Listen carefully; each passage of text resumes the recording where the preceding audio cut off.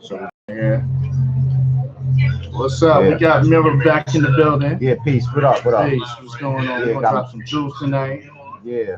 You know, styles, everything. How was your day, man? Everything good, man. Just in rehearsal right now, and can't wait till the show go up this weekend. So we be, hitting that stage and doing what we do, Yeah, definitely. Yeah. You know what I'm saying? It's gonna be good. I'm saying y'all can call in. You got tickets to give away. 917-727-8020. 917-727-8020. All right, so you can win tickets. So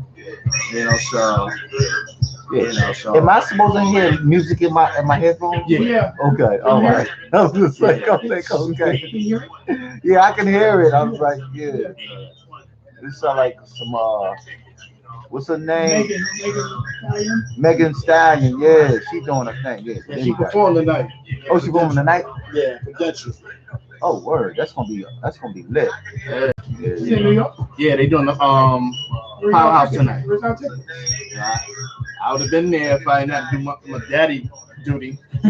What label? What's that, Jack? No, it's Powerhouse. Powerhouse. What's the name? 105.1. What's the name of the label?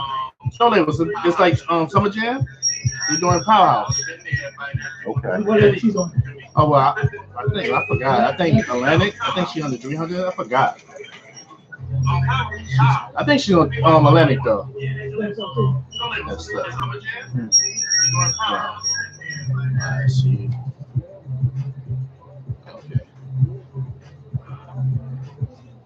Okay. Why? Sex well. What?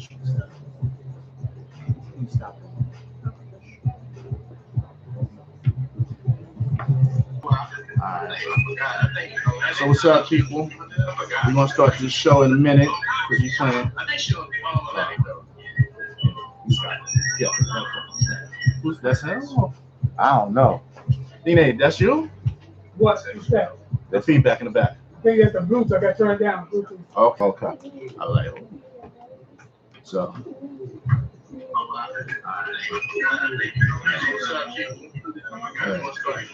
Yeah. So we just about to come on in a minute. So we got Mirror in here tonight. Yeah. So, yeah, that's what's up. We're gonna talk about this new plays in.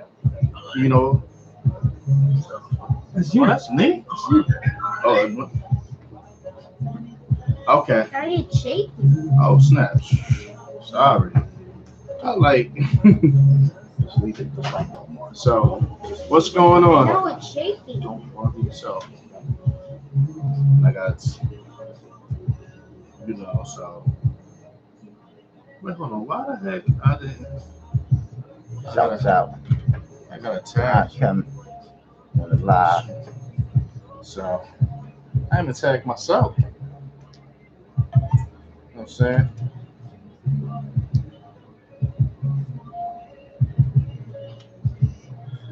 Oh, he be playing that real music up on here. Yeah. I thought seriously, I thought he was like on this joint where he's like, not playing, only it's got to be conscious music and all of that. No, he plays all that stuff. Okay, all right, so that's what's up. Saying? That's what's up. He might add you already. Yeah, that's what's up. That's what's up. Yeah, we add a lot of stuff, Okay. So like, put it in rotation. That's what's up. That's what we do. We are a regular radio station, online radio station. Okay. And we play a lot of music as well. Okay. Yeah, that's what's up. That's love right there. So we support a lot of people. Yeah, that's good, man. And, so if you got music, send it to freeairplay@gmail.com. Make sure it's an MP3 file, all right? freeairplay@gmail.com. All right? So if y'all have, tonight it's gonna be a special show. And if you're in New York, I'm gonna tell y'all this. If you're in New York, this is what y'all do. Y'all call in, because you might get a chance to win to go see this new hot play from the people who did Platinums and Collard Greens. It's called Best Things Life is Free. Best Thing in Life is Free. I mean, well, no, it's Best Thing in Life. I'm sorry, I added free. I know. That's Sorry, the name of David. the song. That's I know. the name of the I'm saying, I'm going in the zone with the song. What's up, Bernice? Thank you for supporting all the way out in the UK. You know, shout out to Red Spice. Shout out to Charms. I said we'll be back on November 9th. All right.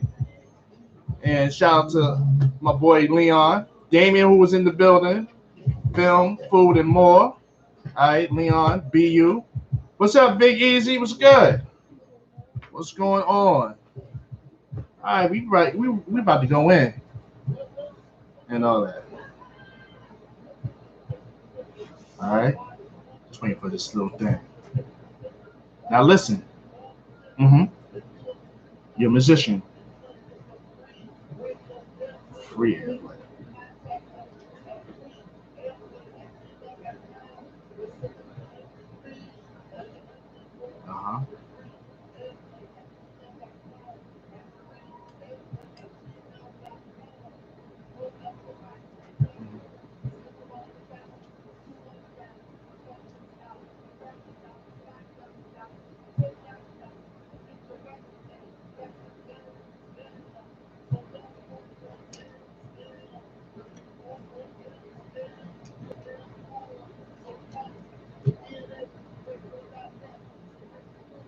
That's right. 99% of the internet streaming digital stations charge money. Oh. They don't call it payola, but it's payola. We don't charge anything. Oh. My background's in marketing and promotion, so I know how it feels to bring your music to radio stations. Yeah. So I broke all the rules. It's all free. That's good. What's up, Miss CEO? Yes. All right. What's going on?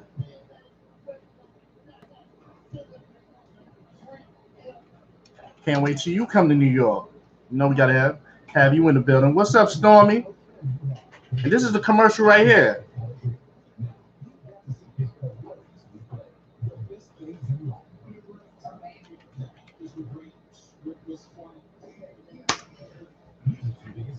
All right.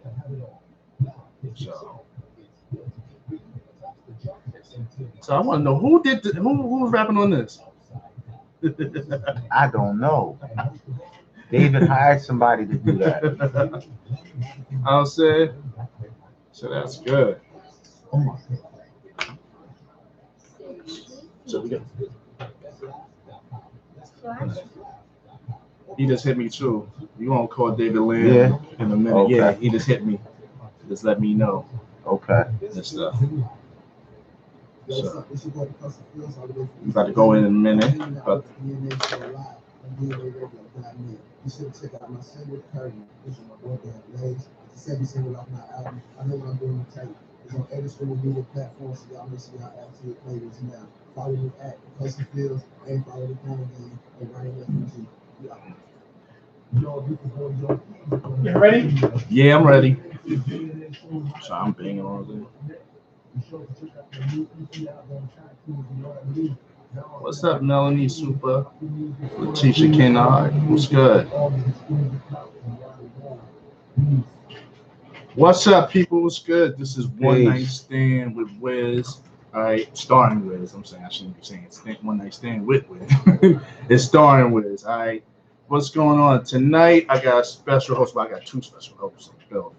I got my boy Mira. Mira. I'm sorry, I'm always checking name. Yeah, it's Mira. Everybody always. I know how to say it, but this time I just went on. That's Mira. And we got your son in the building. Omar in the building. Yeah. So what's going on? I'm saying the best thing in life is the new play brought to you by the people who from Platinums and Collard Greens. Yeah. You know, so I'm gonna just let you just break down the gist of the play. What is it about? Well, basically, it's about a guy who is in school, you know, and he's dating a sister in school, and they become this, this loving couple, and he's very he's very conscious in college. They're both in college. He's conscious in college, and then for some reason he feels like he's not reaching the people that he wants to reach with him being conscious.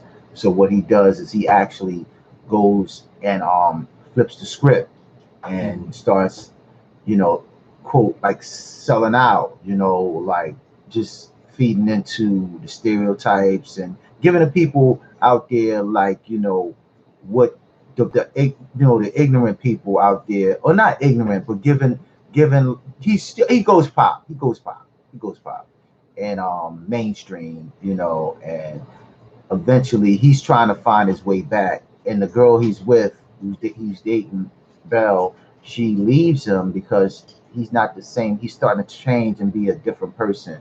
So with him changing, she's not, he's just going really off the meter as far as like changing up from the person she fell in love with originally. You know what I mean? So she leaves him, and then somewhere down the line, he's just trying to find his way back to somewhere down the line, he tries to find his way back to the place he was before. So it's kind of like, he sold his soul to the devil. Yeah, pretty much. That sounds like a lot of rappers now. Yeah, man. Who crossed that line and for the stardom. Yeah. What's your character? I play Scrooge. I'm her boyfriend, Belle's boyfriend in the movie. I mean, in the play, and I play Scrooge. I play the main character. I'm a college student, and then I turn into this big hip hop mogul, and then I just basically sell my soul to the devil pretty much, as far as like just being commercial and all of that. So yeah, that's what I play.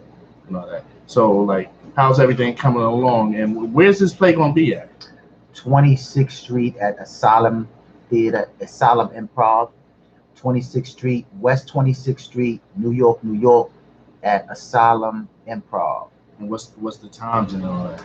Well, the first show is at 4:30. If I'm not mistaken, don't quote me on this. Yeah, it's 4:30. No. The second, we having two shows. Yeah, 4:30 and 8. And 8. Okay, I think it'll be 8. All right, okay, all right. He made sure I had that. He like, I'm saying, so I want people showing up. But you've been around the production company for a long while, because me and you worked together. Yeah. So definitely. You did the Platinos, Collard Greens, Auction Block, yeah. And now this. I'm saying, so, and you play like many characters in Platinos. Yeah. So I mean, so like 12 years now. Yeah, it's been long, man. So yeah. So my whole thing was with this play, what's the difference as far as that? Well, the difference in this play, first of all, I got the main role, so I get the girl in this one. When I was chasing the girl in Platinum Collard, this one I actually get the girl. You know what I mean? So that's the difference. Also, you almost lost her because you were selling out. Yeah, I got her and then I lost her. I got her and I lost her. You know what I mean? But it's different because it's a challenge for me. In Platinos and Collard Greens, I had to be more comedic. It was more of a comedic role. Silly, having people laughing out their seats and all of that stuff. With this one, I have to do drama. I'm a poet.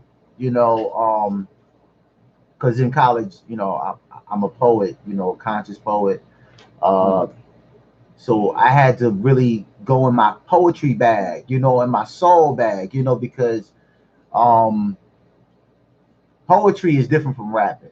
And I mean, you gotta really like hit it and be energized on it. You know what I mean?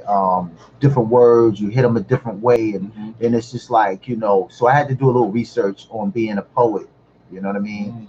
So you had to do a lot of research behind it. Okay. So I know. Yeah, and so it's a challenging role for me. It's a challenging role for me, whereas before, it wasn't. Okay, thank you. Dang, okay, Okay, I can hear myself. Okay, all right.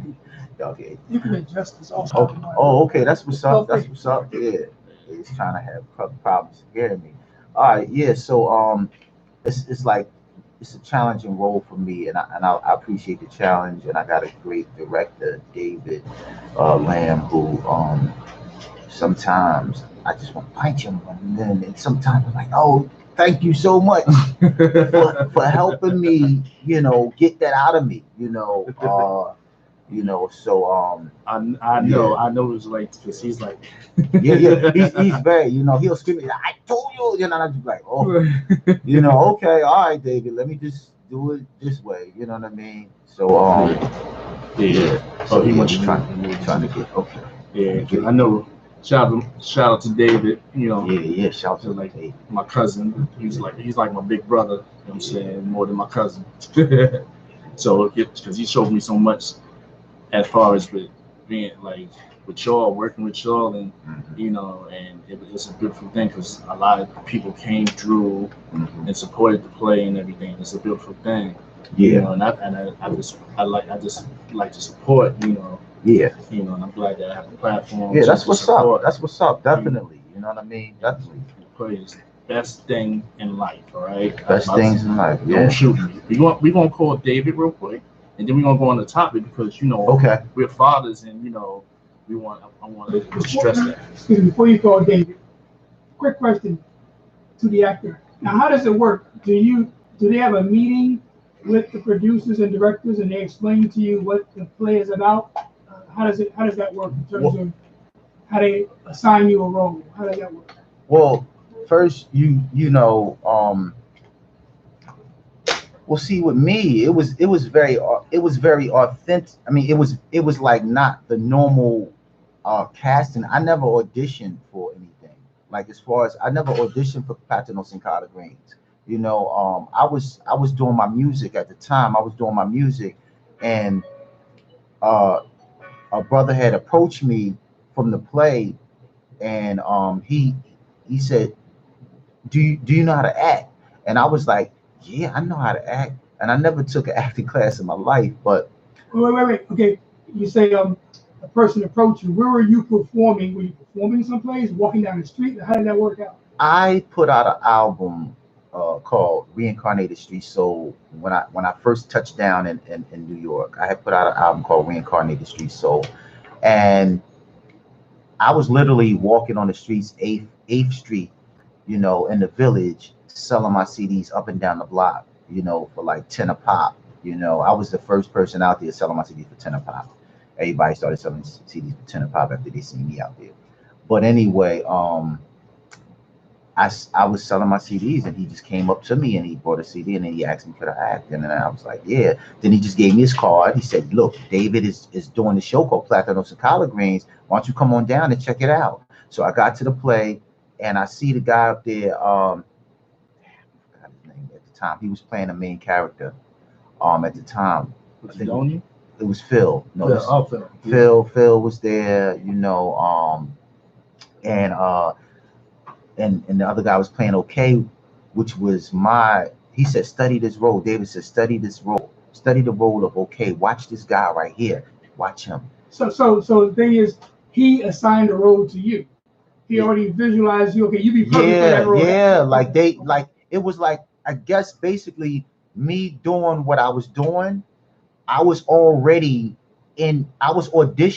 by being who I was, which was a rapper, selling his music and trying to make it, So the role I had to play in Platinos and Collard Greens was inspiring a rapper, but it was a little bit more hilarious, of course. You know what I mean? And so they assigned the role for me. Okay. So I know David wants to talk about the present play rather than the old one. So how did you get the assignment for the new play? I called him up. I said, I need some work. You know what I'm saying? So that's why I was like, yo, I need some work, man. David, I ain't been doing the roles. I want to get back into it. I mean, because I had took off for a while from acting because I was working on a musical project, and I wrapped that up. It took me like years to do it. It took me like so long. I mean, sometimes it takes me a while to do my music, but I don't rush. I never rush it. So I was working on my music, and I said, listen, let me just take some time from acting. Let me just focus on this album. Let me just do this, and then I'll get back to that. So I finished it, and then I just lingered for a while, and I was just like, oh, okay, now it's time to get back to work. Let me call David and see if he got something for me. Okay, so before you get into calling David and speaking to David, let's play your music now since you mentioned it. Oh, that's what's up. Okay. The new Why don't stuff. you introduce it? Yeah, well, this is I got a new album coming out called Happy New Love, and this is the single. It's called I Do, and check it out. It's jazzy. Um, it's a real jazzy tune. You know what I mean? Shout out to Kareem Riggins, who the sample I used. You know what I mean? So definitely, I seen him live at the Jazz Cafe. I mean, not at the Jazz Cafe, at the Blue Note. So I was inspired. He inspired me for this one. Definitely. Let me know when you're ready. Yeah, just go ahead. And tell them where you can also the video too. Oh, you can see the video. Go on YouTube and punch in Skilly D Williams movie, because that's the name of the name of the new album is Happy New Love, but the movie that I put on, it's a short, very short movie on YouTube. It's called Skilly D Williams movie. So check that out, and and tell me how you feel. Just leave a comment, subscribe, or whatever to the channel. We're gonna put more stuff up there. So check it out. This joint is called I Do, and it's on the DNA radio show, and it's also on the One Night Stand show, I guess. Yeah, it's One Night Stand. Yeah. Last time you spoke to Martin. Shout out to Martin. Martin, I ain't talked to Martin in a minute. Need to reach out to him. Yeah. Doing some work for my son. Okay. Yeah. You was telling me about that. Okay. That's what's up. Yeah, man.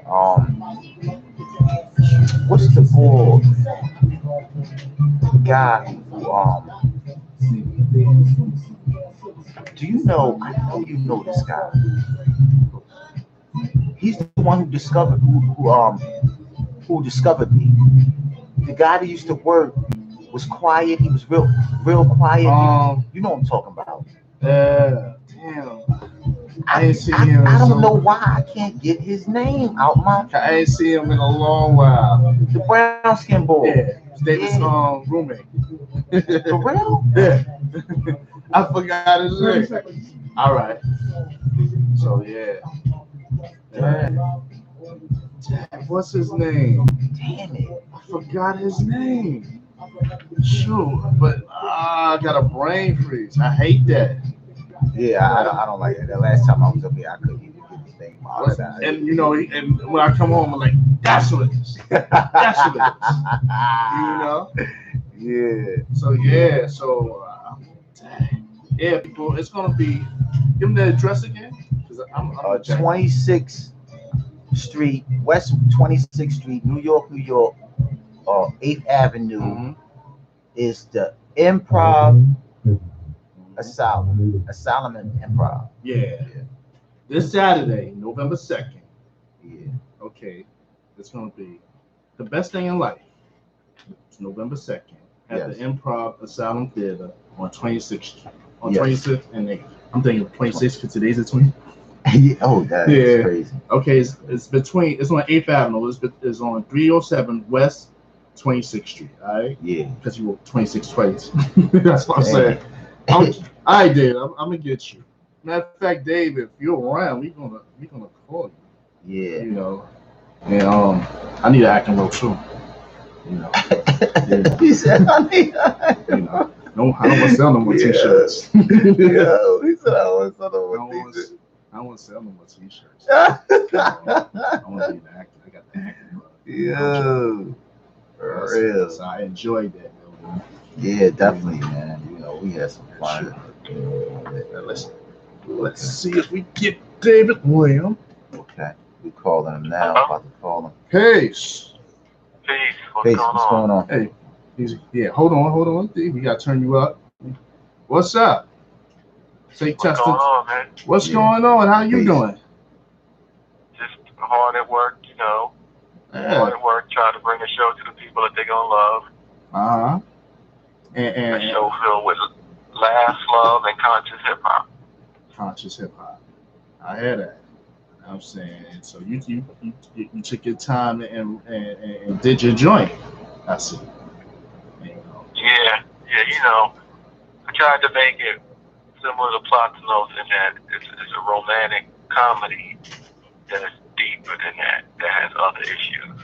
You know, it talks about what's going on in the world today, from Trump to Black Lives Matter to people paying to get into school to black male-female relationships. You know, but all while making you laugh.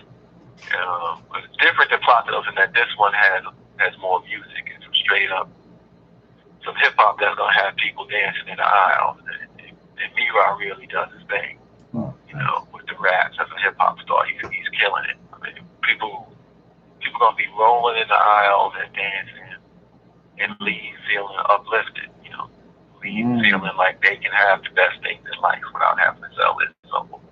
What is the best thing in life? What is the best thing in life to play, or what is the best thing? I'm in just life? saying from the play. I'm just saying. I just in general when it comes to the play, from the actor's point of view. So the best things in life is the story of a conscious spoken word artist who decides he wants to sell out in order to blow up, and he sells out, and he's got a hit song. It's good to be greedy, and all his songs is about greed and materialism. And he starts using everybody around him in order to get what he wants. But the more he uses people, the more isolated he becomes. He loses all his friends, and he loses his girl. And when he loses his girl, he realizes he's actually lost that thing in life. And he's given one night to clean up his act and win back everything. Save his soul, win back his girl. And it happens when the ancestors pay him a visit. It's done in a really funny way. That's not any last, but still serious. That's dope, man. What's funny is when I first wrote it, people are gonna think I wrote it about Kanye, in all honesty. But I wrote it, you know, before he started hanging out with Trump. But everything I wrote in the play, he keeps doing in real life. I'm like, oh my God, this is crazy. This is really, really, really crazy. You know, me and Mira were laughing the other day because Kanye announced that he was coming out with a new clothing line, church clothes.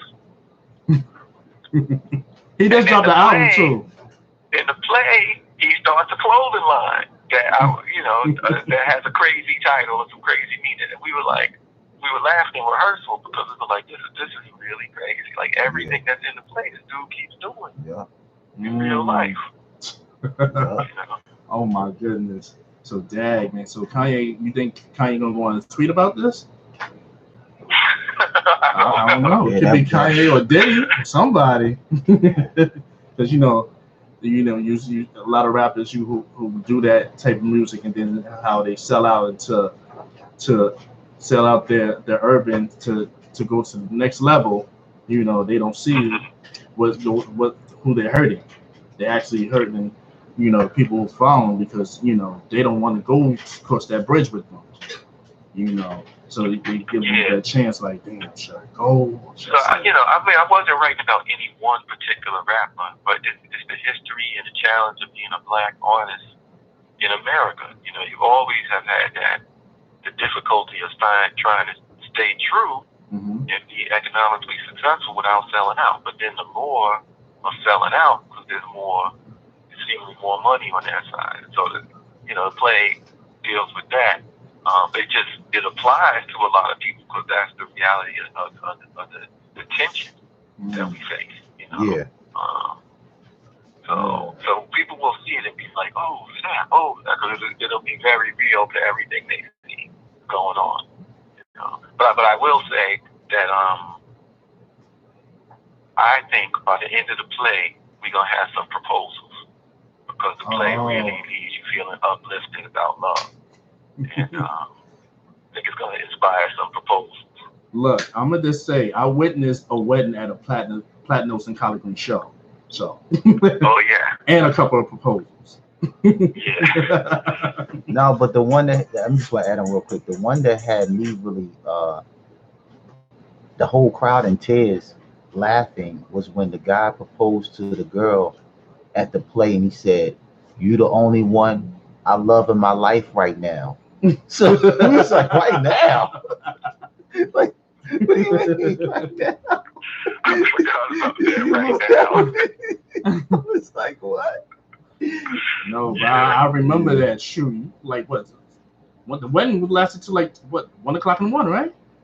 Because Yeah. yeah, I'm like, no, but the wedding after the show, I'm like, wow, this is happening. Had the audience, so everybody had that was dope how they did it too. This is a real wedding, people.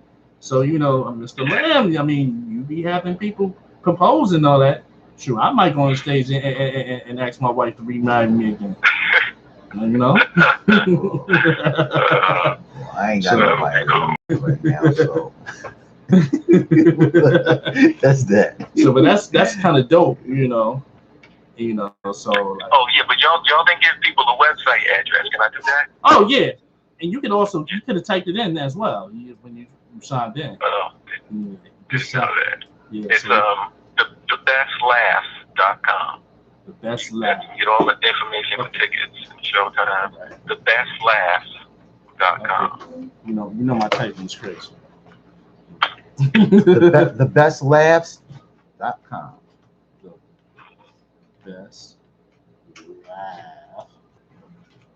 bestlaughs.com. Okay. And stuff. And tell them where they can see the play at.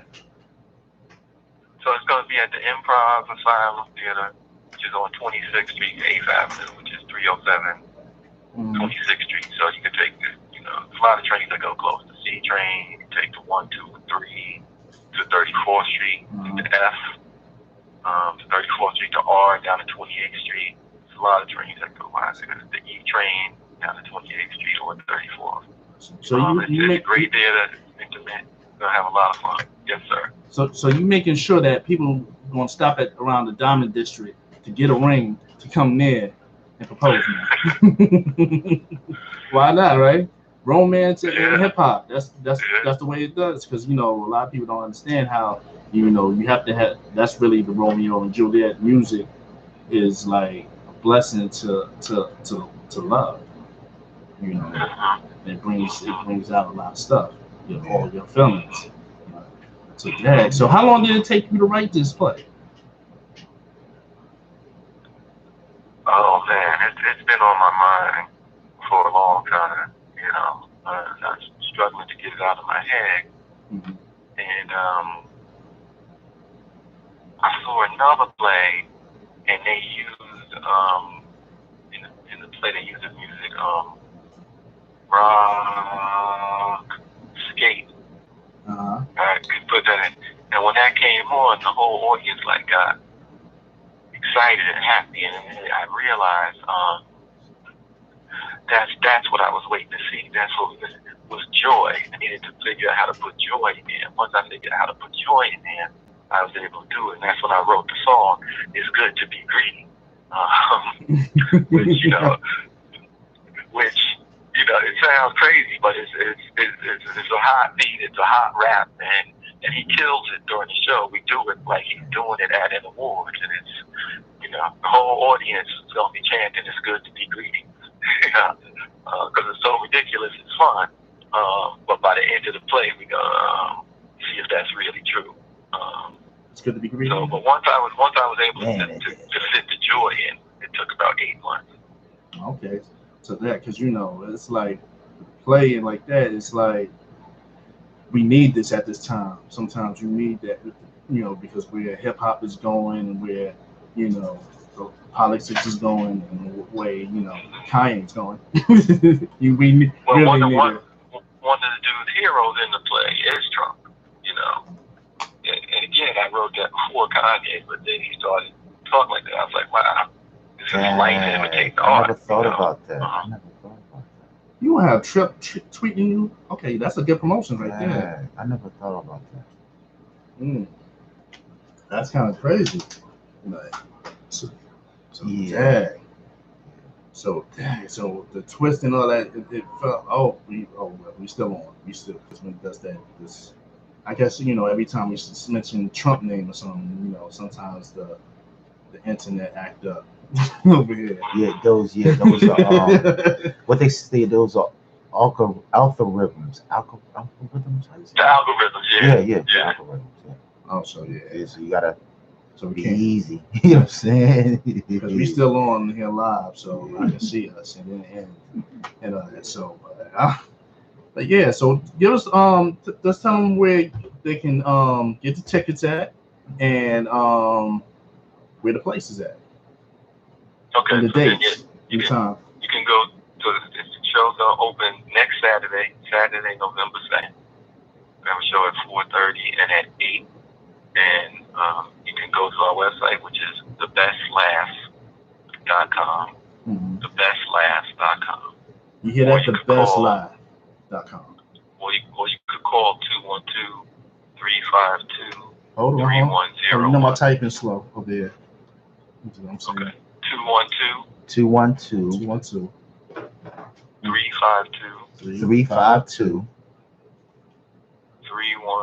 3101. That's to get the tickets. Yeah. Because you want to come see the play, get the tickets. That's the number to call, folks.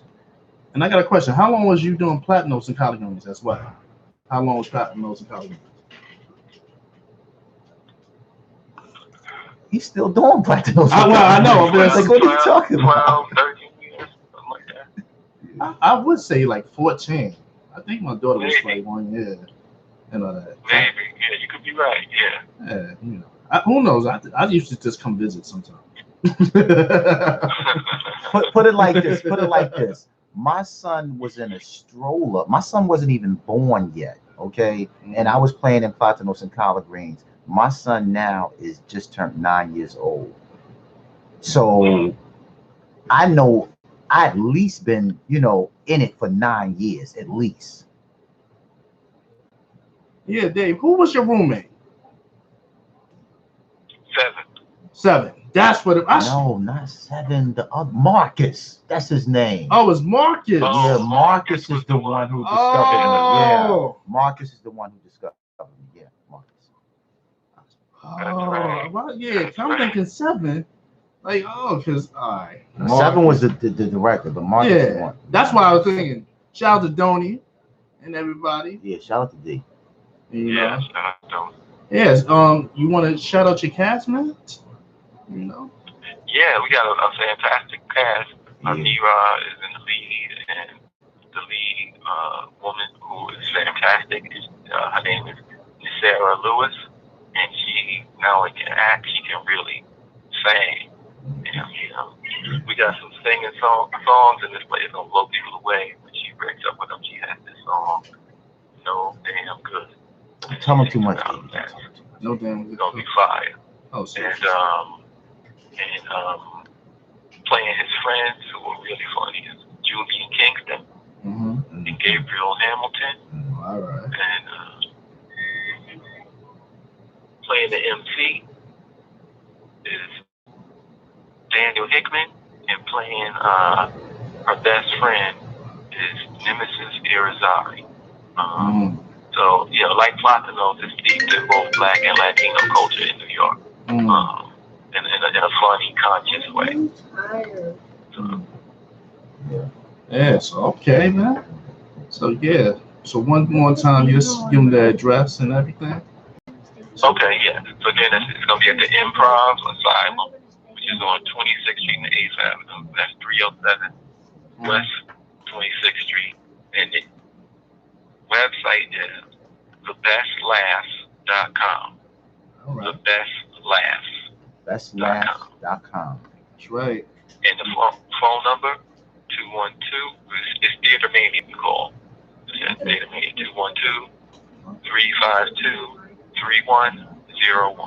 212-352-3101. So do we introduce the voice you're listening to? Like, who is this guy we're talking? Who is this individual? Do we introduce him? Yes, that's Mr. David Lamb. David Lamb. David Lamb, and he is the Director, producer, writer. You know, my cousin's cousin. Okay, so Big bro. David Lamb, writer, producer. Yeah, so you know, so that's how it is, man. I'm glad that we got in contact with you to break it down, and you know, I wish you much success. You know, I will be in the building, you know, checking it out. You know, and shout out to my beautiful sister-in-law, Jamila. Shouts out and my cousin Kyra. Yeah. So you know, but yeah, so I'm definitely gonna like post it on the page so people can check it out. Alright. Well, we look forward to people coming check it out. You know, if you like to laugh, you're gonna love it. If you like hip hop, you're gonna love it. If you like consciousness, you're gonna love it. And if you like a great story, you know, you're gonna have a fantastic night out that you're gonna remember for a long time. So please come check out the best things in life. That's right. Alright. Thank you, David Lamb. Yeah, thanks, Dave. All right, man. Peace. All right. On that note, we're gonna play the commercial. All right, we're gonna play the commercial. All right. Thanks, Dave. Yeah. Good stuff. So we got still people, even though we just can't say the other guy's name. Who? The president. Oh yeah. That's what we did. Happened. That's what happened, right? Every time we say them, you know. Oh man, that's crazy. True. Every time, but you know what? Yeah, shouts out to everybody out there. Shouts out. What up? What's going on, El Marie? Rock my radio. What's up? How y'all doing? Yeah. Hope everything is well. Shouts out to Auntie. Shouts out to Hi. You know. Jennifer. Okay. Jonathan. For the music is free. Yeah, boy. You know. But yeah, you need to hit Martin, man. Yeah, I'm gonna hit him up, man. Definitely. Because he got some joints. For real? Yeah. He just did did a song with Sadat X. With who? Sadat X. For real? Mm-hmm. Get out of here. Yeah, he got a couple of joints. Yeah. Okay. You still got his number, right? Nah, you need to give me his number, man. I'll link you it. Yeah, give me his number because I need a couple joints for him for this new album, man. Oh yeah, he did. Yeah, definitely. Like at least 2. Yeah. So we want to tie into the. We want to do this little quick top, and then we out. Okay, that's what's up. And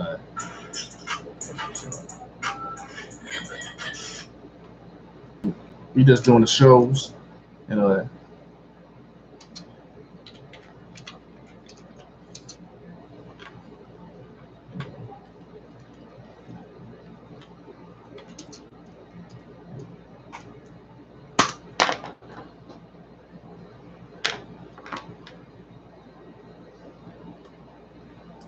Oh, DNA.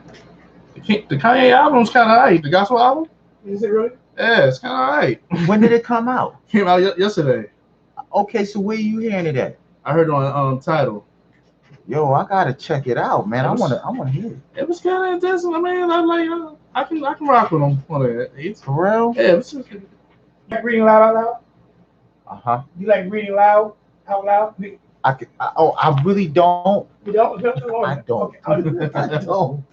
I'm the worst. You gonna have to read out loud next week? Nah, I get the script. I get the script, and then I look at it, and then I know, man.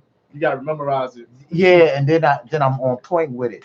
Let me see what you had though. Let's see what you had.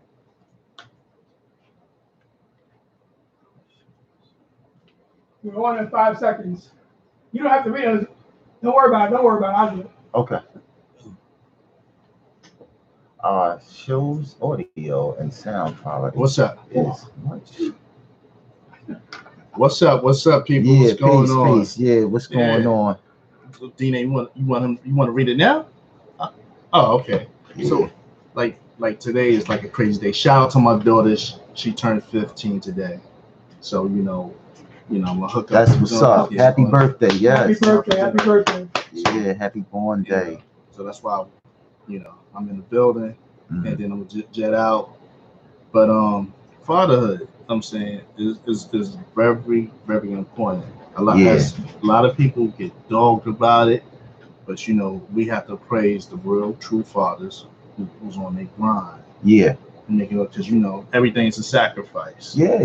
With this career is a sacrifice. Sometimes as much as you want to be there, at times a lot of times you miss it. And that's why I'm saying, when I think of like the best thing in life, is the foundation and our kids. Because the impressions of us. Yeah, definitely. It's, I mean, when like I said, I was in Platinos and collard greens for like maybe 9 years, and I just know that I had to make sacrifices because I was raising my daughter. I basically was raising my daughter on the road at the same time. So yeah, so sometimes that's like the most thing that you gotta look out for and watch. Um, how raising your children if you in the show business. You know what I mean? As far as like them, sometimes they can be resentful. Hey, Dad, why was you there? And you got to explain it to them. You got to sit down with them and have a talk with them and let them know that you was working and this is your passion. And you doing this for the greater good of the whole family. You know what I mean? So that's for me as an artist. That's like one of the things that I had to deal with because I was out there on the road, and doing shows, you know, hotels, airplane, you know what I mean? Like, all over the United States, you know what I mean? Even outside the United States. So yeah, that's one of the things, you gotta balance, it. It's definitely give them curse, because a lot of people don't understand. Even though there are fathers that are not there because of different situations, but there are fathers that are here and try to do the best. But as a father, sometimes you cannot be there, or you'll miss certain functions. But you just gotta support them with love, and just teach them. You know, as much as you can. To speak to them. Build with them.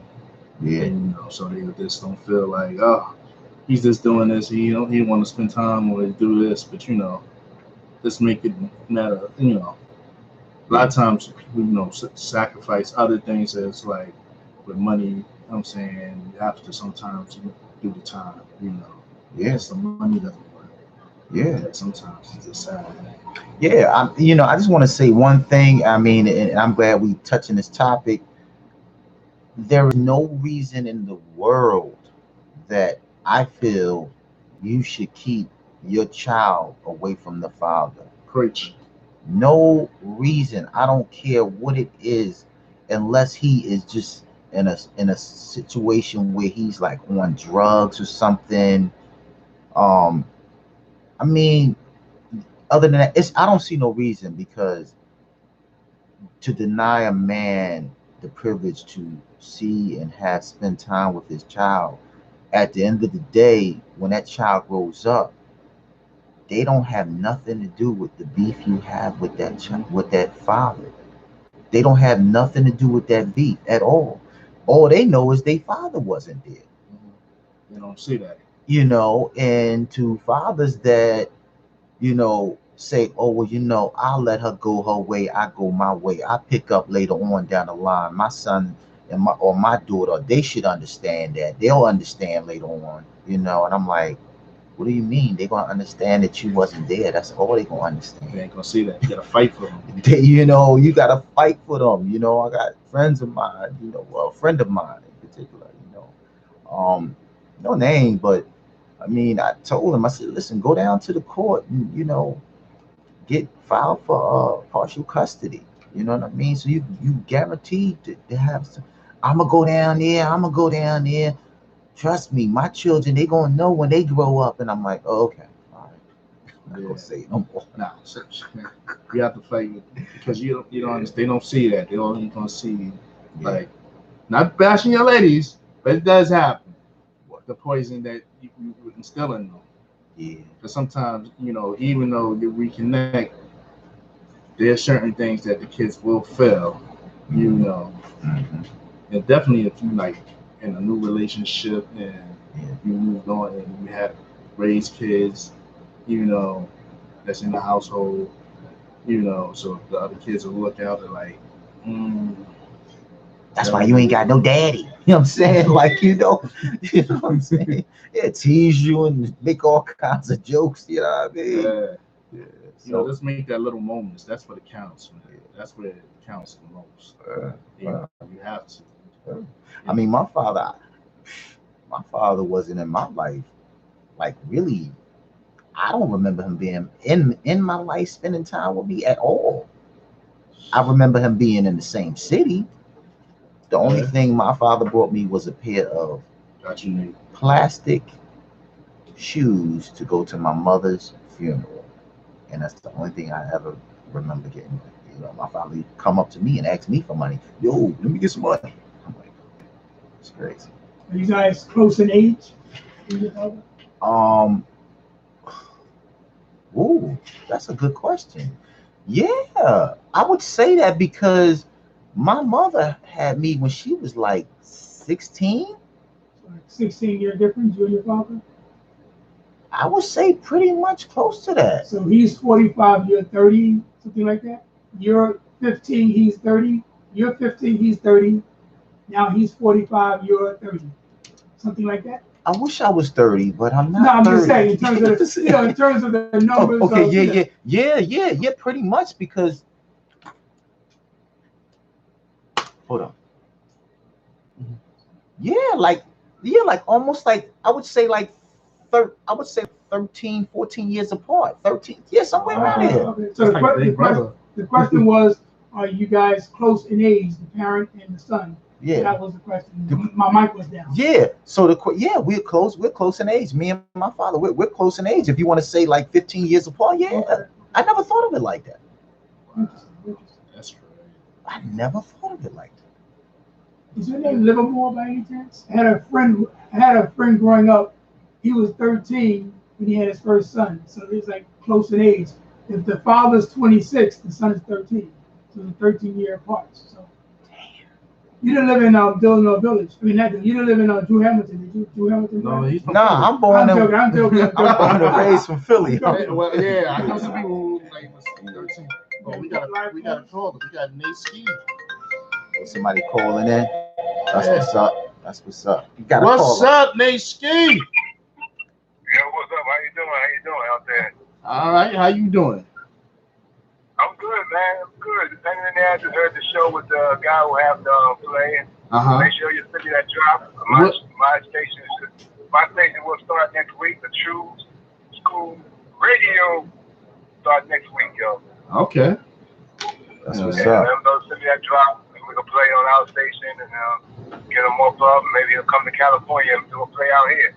Well, they was out there before.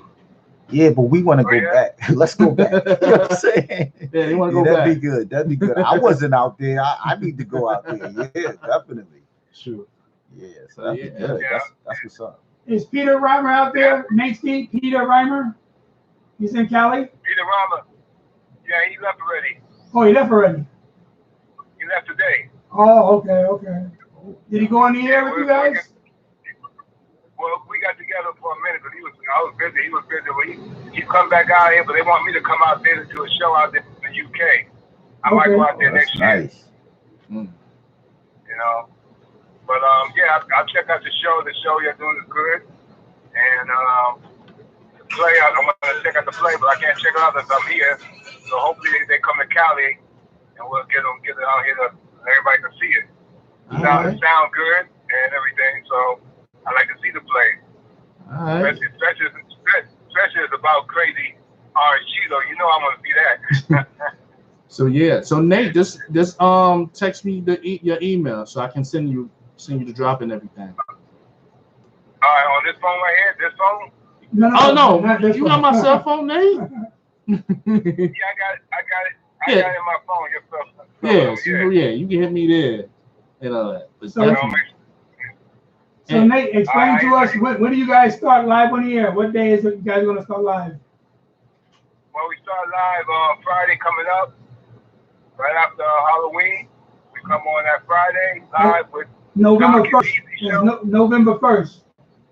November 1st, Doc and the Peasy Show. November 2nd, Queen Mother Lois. Okay. And then Nate Ski with an independent show. And then then we have a jazz guy coming on the following week after that, live. And then we'll have, on Sunday, it will be the True Gospel with Aunt Lillian doing her show. So there's a lot of stuff going on little by little. Okay. So how can they reach you? What's the website? What's the information? Right now it's True School Radio, TRU-School SKOOL Radio. The website won't be up until end of next month. The app will be done hopefully by the same time. So everything will be right together. Mainly the app is going to be ready first. Because everybody get on the app and everybody likes apps. So that's what we're doing first. Okay. So that's how they contact us. And the telephone number I don't have with me, left at home. But I will advertise it all this week. And it will be True School Radio and all the cousins working together and one on.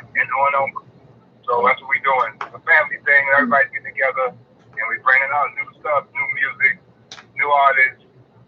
And we're going to have a art gallery show on Friday night. There'll be one in Las Vegas. Every first Friday in Las Vegas. So it'll be an art gallery show in Las Vegas. So that will start every first Friday in Vegas with Dre Zizzle. He's out there doing art. It's a live show. You'll see live people, painting body, doing talking, all that. So be aware of that too. That's what's going on in Las Vegas. So we got Las Vegas, we have New Jersey, we have Atlanta, and we're moving around. And there you have it. All right, you're gonna be on tour, okay? Oh yeah, it's coming soon. So everybody look out. True School Show, starring Nate Ski 225. I'm back in business, so y'all be ready. Keep this to DNA Radio. That's right, DNA Radio is it. True School Show will be next. So check us out. I'm out. Peace. All right. All right, Joe. All right. I'll text you that email. I'll text that email to you. You can email me the information. I like that commercial. It's a good commercial. All right. Cool. All right. Thanks. All right, man. Hey, check it out. Tell Spice I have a question I want her to ask everybody. So I'm gonna call in when she comes back next week, right? We'll be back on the 9th. On the 9th? Okay, yeah. Cool. All right, I got a question. I want the whole world to answer it. But for men and women, I want to see what they say. I got a real good question. I will call in and see what they say. All right, I'll get back. Peace. All right, cool. All right, Nate. Thank you, brother, man. Good show. Talk to you soon. All right, cool, bro. All right. Peace. That's kind of dope. Yes.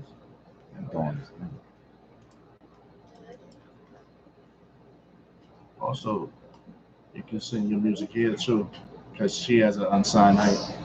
I mean, I said unsigned. So we're back live, DNAradio.net. And the name of the show, Wizz, is One Night Stand with Wizz. And who's your guest? Mira, yes. You know what I'm saying? I was jacking his name up earlier. I'm sorry. And me and him go back like, shh. Yeah. Like, when his little man was in diapers. And so, but yeah, so like we broke down the fatherhood, and that was crazy. You know, I mean, to me, I never had that issue. I just lost my father when I was 21. Okay, so that was the whole transition. I always had my father in my life. I was blessed. Okay, but you know, as far as everything I was instilled with me for being a father, happened. But you know, I do have kids that live out of state. So I have 2 kids that live out of state. So sometimes it is kind of hard because being in one place and they living in another place, you can't be there for everything. No, you can't. But I loved them. Sometimes the relationship is a strain because you know that you feel hurt about you missing something, and they feel that. I mean, they'll feel the same way. That's why I said you can't just like supplement money. You got to supplement time. Yeah, time is more than money. Even though you got to support them, but but it was a situation that that happens. So that's the strain of that because we have a lot of fathers that's going through it too.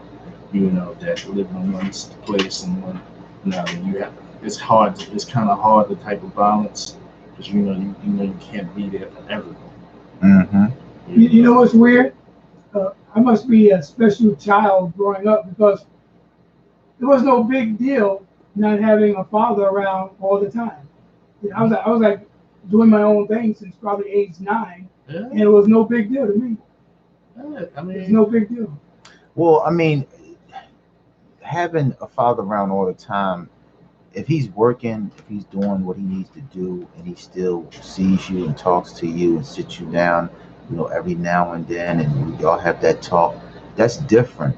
But I'm talking about not having any type of relationship with your father. I think that definitely affects the way that a man would treat a woman, and because your father's like, he can give you pointers on how to approach women if he's living in that right way of life, that will probably just instill into you a little bit of pride and a little bit of respect for women more than your mother probably could. Because I mean, I wouldn't say that. I would say she can too, but from a male standpoint, like, you can relate to another man, because you're a young man. So growing up and having that mentorship between your father every now and then, it doesn't have to be all the time. But so you're visualizing this or assuming this is how it's supposed to be. I'm not assuming it. I'm just from my experience, like me living, and going through different relationships, from this relationship to that relationship, for that relationship to that relationship. My father did the same thing, jumping around, from this relationship to that relationship. Won't marry. He's scared to commit. He's been with a woman for like 20 years and won't marry her. Those commitment issues. Like, so if you have a person, a father that's living the right life as far as like, focus, doing what he need to do, and then he can come and talk to you, then I think that would make a difference. It was So that's what I'm saying. You're assuming a father who's there all the time would be this guardian who would give you not all the time. You don't have to be there all the time. Just like sometimes. So did you get that advice, you're saying? Or you did not? I got that from my grandfather, not my father. Oh, okay. So your grandfather was a male figure who gave you that advice on how to deal with women and how pretty much like how to tie a tie and things like that. Yeah. Oh, we got a caller. Yes. Saved by that? Got a caller. We got a caller. What's up, caller? Hey, what's up? Hey, what's up? How you guys doing? We're doing all right. Good. Hey, El Marie. How y'all feeling tonight? What's up, El Marie? Oh, we feeling good. What part of the country you calling from? What part of the country? I'm calling from New York, Far Rockaway, New York. Okay, right. Welcome. Yeah. Well, being that y'all talking about fathers, my father raised me. He was a single dad. He just passed away. God bless his soul. But I wanted to give a shout out to all the fathers out there that are really in their children's life. They don't get the praise that they deserve. So I want to give a shout out to all the men out there that go above and beyond and make it happen for their children every day. They go to work every day, and I don't feel like they get enough praise for the things that they do. I mean, I know that they don't really supposed to get the praise, but I don't think the world recognized them enough. So yeah. El Marie, see you guys. So much love to all you fellas out there. Thank you. Thank you so much. Thanks for calling. Thanks. Yes, definitely. Shout out to y'all and much love to y'all for what y'all doing. Y'all keep it going. Shout out to Gatekeeper and Better Green Entertainment as well. And don't forget Rock Mob. You know, always Rock Mob. Yes. And I appreciate everything that y'all doing. Y'all keep it going. Thanks a lot. Thanks for your support, and we support y'all as well. Thank you. All right, bump that music when y'all get a chance, but I'm loving the topic. Keep it going, man. All right. What's up? Thank you, sister. All right. Yeah. All the best. Yes, call us down here. Our number is 917-727-8020. That's 917-727-8020. Remember, the show is a dialogue, not a monologue. So we want to hear from you out there in social media land and radio land. And let's hear your live inputs and your comments. One more time, 917-727-8020. Wizz is on But you know what? Okay, you know what, DNA? And also, because like what you were saying when you was growing up. Yes, sir. Like a lot of kids, like growing up with me and my sister, we have visions of different things of how we was raised. Because like with me living with my mom and my parents, my mom, me being the youngest, she said I was spoiled. So you was raised by both parents. Yeah, she was. Yeah, we both got the same parents. Right, but I'm just saying is with her, she'll say that I was spoiled brat. Because you were a baby. Yes. Okay. And all that. But when I see her, like my father would do a lot, move mountains for her as well. And that's the thing about it. That's why I missed I only had a son when my father passed. But if I had a little girl, I wanted that question, like, how do you raise a girl? Because I cannot say no to my little girls, both my daughters. Could you ask your mother for advice?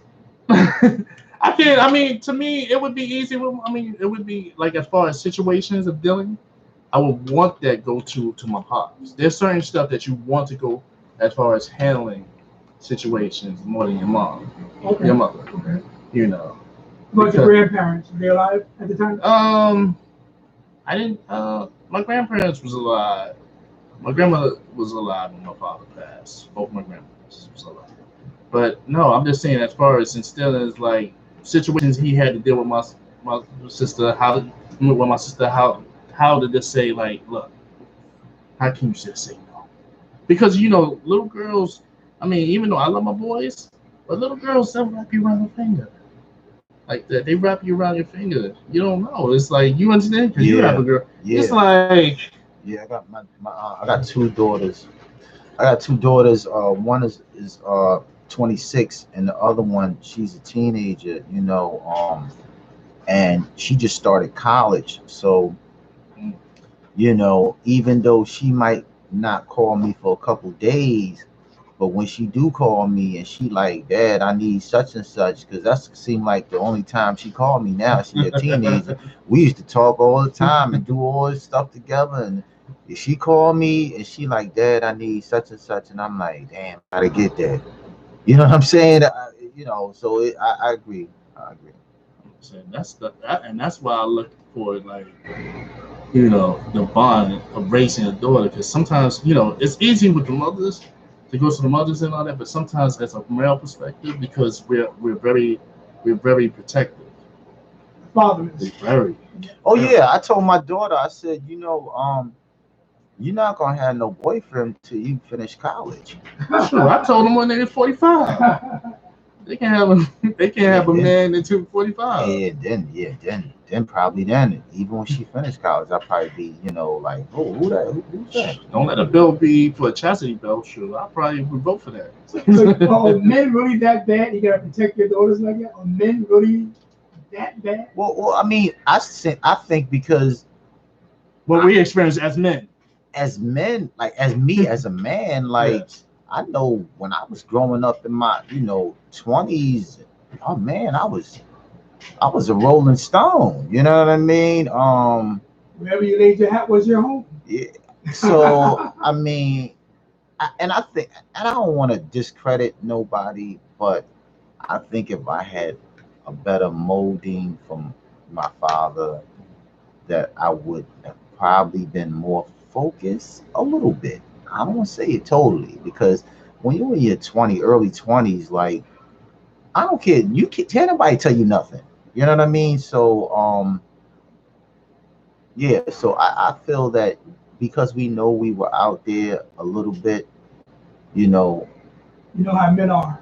we know how men are. How sometimes we deal with situations that we want to protect our daughters, and I feel that they say they have a saying about a daughter being like, a gift and a curse to you or something like that. It's the saying that they have, God's gift or something like that. I forgot how it goes, but yeah, usually those guys that are out there, they usually get a girl. They get a girl. God gonna give you a girl, okay? They're going to be a little girl who's going to give you a run for your money. Yeah. Maybe because you were a player. God Yeah, gave player. you, Okay, yeah, player. you were a player, so God gave you a girl to see how it actually. Yeah, then you gotta chill. You can't be. Because you know why? Because having a girl, they're going to emulate the men they supposed to be with. Is going to reflect their fathers. Yeah.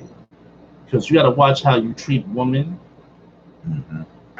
accordingly. Because she watch to see So, how. so the daughter wants a man like her father. Yeah. If she feels like your father, you don't respect women, she's going to find a dude who's not going to respect her. Or she'll settle for a woman. I mean, she'll settle for a man that doesn't respect her that much because she see her father in that light of not really giving the utmost respect and just giving the woman what she really deserves in a relationship. So she may settle for someone who may not give her what she really needs, just to say that she's with somebody. So the father disrespects the mother, the daughter expects to be treated the same way, disrespected. Yes. And I mean, she'll settle for that. She'll most likely settle for that. Because she'll think it's cool. She's used to seeing that anyway in the household, so this is how it's supposed to be, basically. Yeah, so she's used to that. It's a culture. Like, I mean, it's a culture. Like the way your parents live their life, whether it be single or together, you kind of grow up, and sometimes you don't expect any more because you didn't see more. You didn't have an example of a thriving relationship between two people in the household. So you don't really expect that. This is why I always say this. There's a culture in our community where if you have a baby by a man, y'all get into a couple of fights or whatever, y'all break up, and it's like, okay, we better, co-parenting, and that's just fine, easy. And some women even get in relationships just to have a baby by a man and then just go their way. In other cultures, you don't really see it that much. In How do you know you're not living in those shoes? No, they get a dog. What do you mean? They'll get a dog. They'll get a dog and co-parent the dog. That's how it is. And what Asians, whites? Whites. You talking about Africans? Africans from over in Africa. They don't really. They're not quick to not, to get out of a marriage or to really, just be single parents. You don't really see a lot of them walking around New York. You see, a lot of Muslim Africans, and they have a husband who's doing his thing, and I don't know, he might be out there with 3 or 4 women, but they don't break up that easy. Within our culture, it's easy. It's like a culture for a woman to raise a child on her own. It's like nothing. It's like, okay, guess what? I could do this all by myself. I don't need no man. Well, see, I think you're being too hard on yourself and the black race. You have to understand, going back to probably the 40s and 50s, when this government made it clear that they didn't want the man to be in the house. So let's say you were getting public assistance, welfare.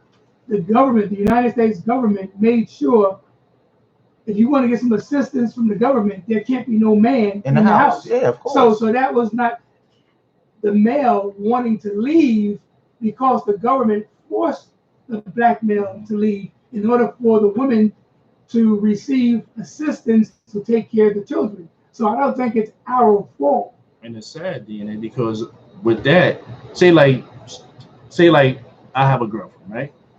Right? Okay. Like Ray Clay, right? Okay.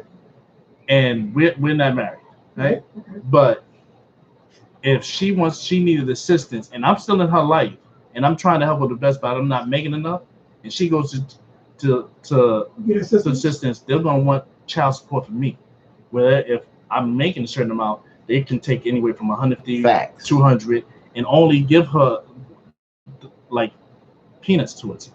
Regular, and that's sad. Rather than help her as far as give me a good job, a good supporting job to help my family, to be in an intact family.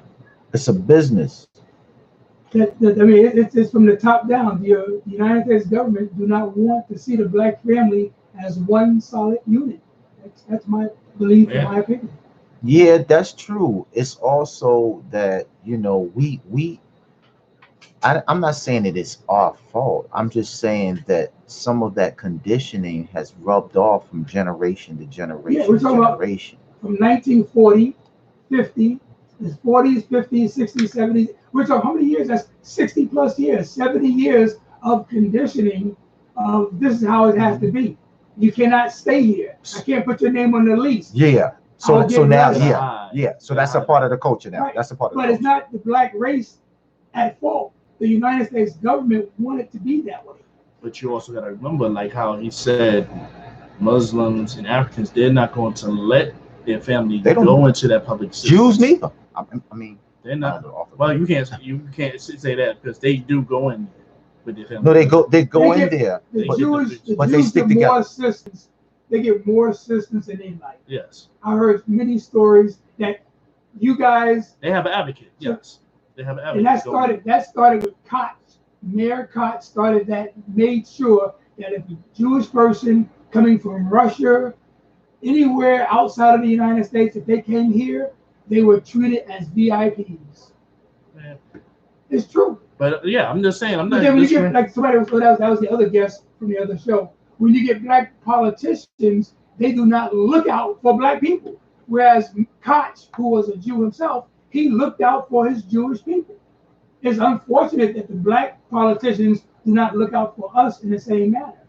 I know I'm going off topic, as David was saying.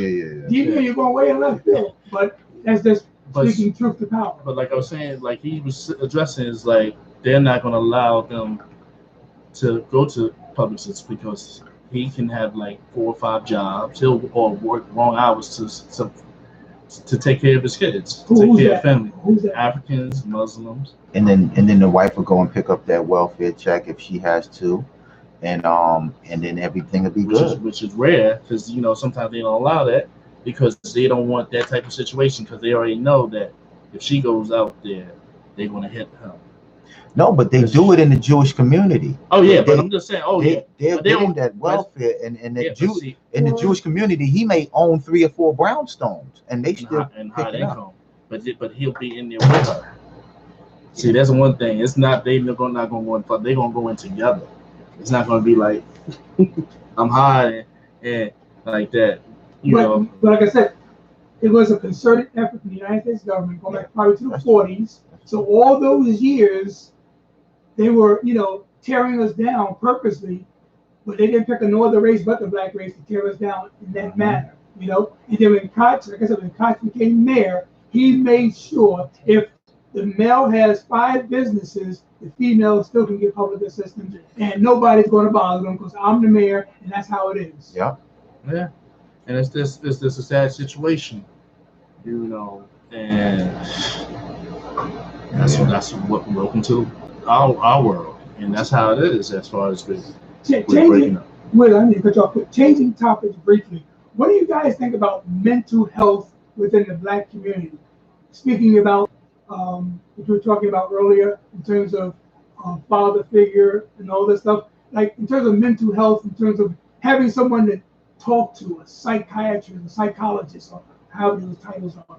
You know, what do you guys think about that? Well, I was just talking to a sister about that earlier. I was contemplating on. Actually, I've been thinking about this for the past year or so of opening up a business in the Black community, where specifically in the inner cities, where there's like people that's dealing with issues, single mothers, single fathers, or whatever, that are dealing with issues, a place where they can come and talk to someone about whether it be relationships, whether it be about what they're dealing with in their own, life, as far as like mental things that they're dealing with, a, a place for resources for single parents that whether they are moving from one, part of the city or coming into the city to live, a place of resources for daycares for their children, a place of resources for mental health, a place where we could all meet and talk about our relationships, not just relationships, husband and wife, or not just dating relationships, but relationships in general with other people.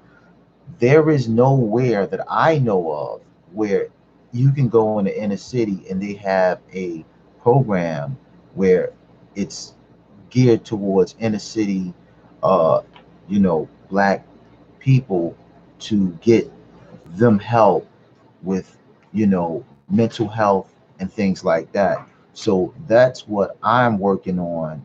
I have in the works because I want to, I want to give back. And not only that, I want to make, because it's been years and years of conditioning. It's been years and years of just like, passed down from generation to generation. We need healing. So where are the healing systems set in place for Black people? Would that be a non-profit organization or a profit Oh, I organization? ain't get that far yet, but I'm sure it might be a non-profit because, I'm gonna need that bag to get it started. So I mean, I'm sure, and it's needed. It's not like, make, we need a coffee shop. You know what I mean? Like we could put that, that's okay, but we need a place where we can meet in our neighborhoods, in our community, and talk about mental health issues, talk about abuse issues, talk about relationship issues, just so people together can relate.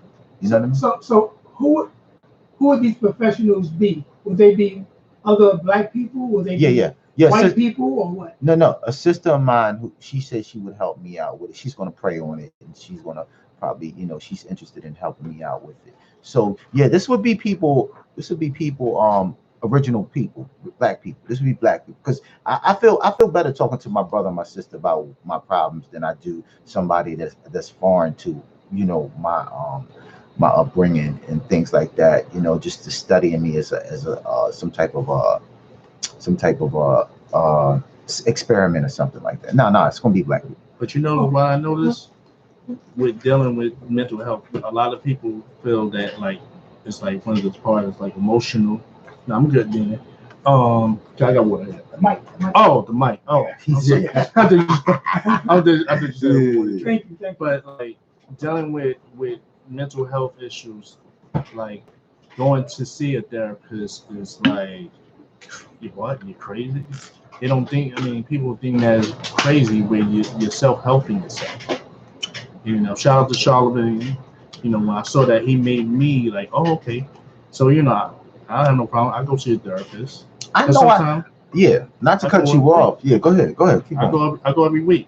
Sometimes because dealing with you go every week. Yeah, I go every week. Like how does one find a place? Exactly. That's what I want to ask. Now 311. I mean, where do you? Yeah. Where do you go to find out? No, I call my health plan, and it covers it.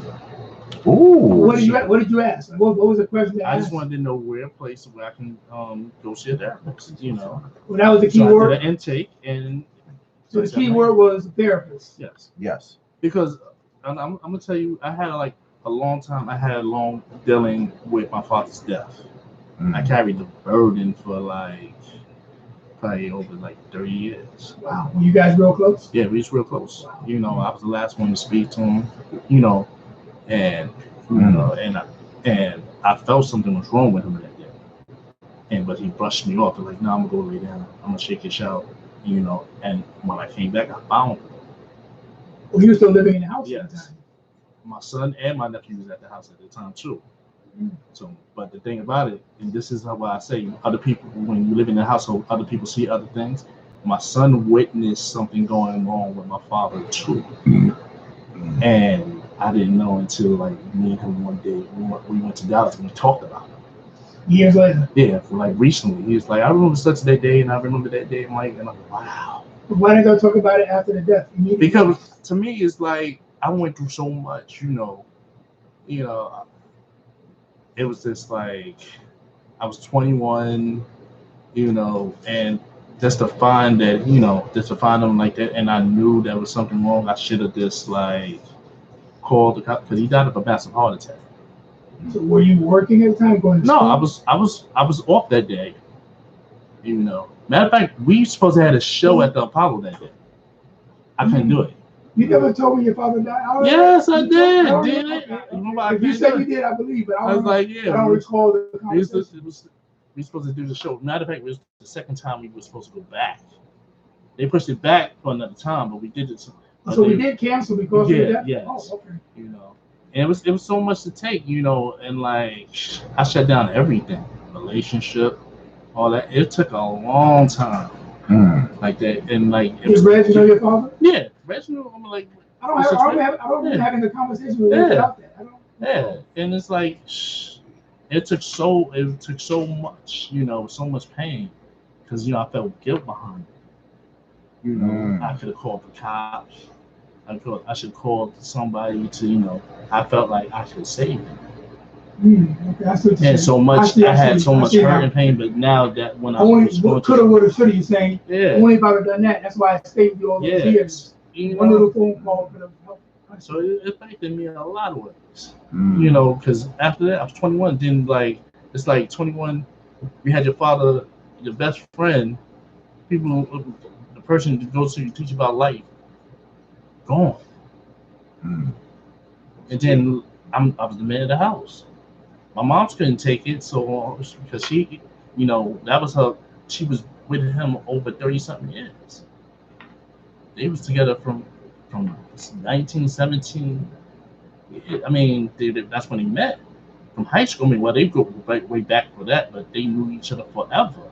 And to see her love was her best friend like that. 1970. Yeah. No. They got married in 1963, but they've been together forever. Okay. They've been together. They was teenage sweethearts. You know, my father died like 50 when he was turned 50, and that's another thing. My whole thing is like, my challenge was, can I live longer than 50? That was another thing.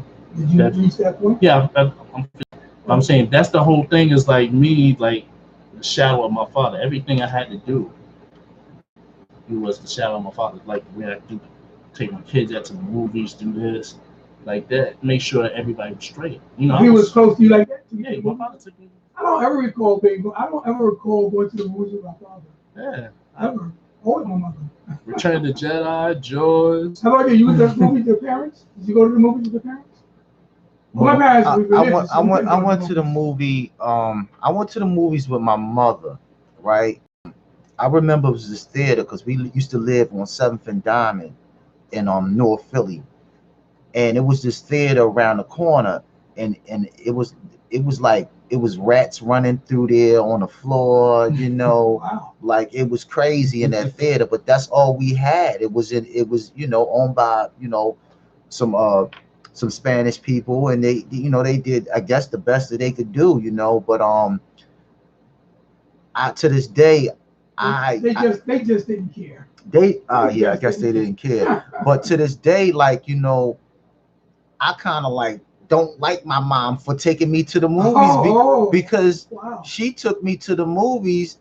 Here I am. I must have been about, I would say, maybe 7 or something like that, and she took me to see this scary ass movie.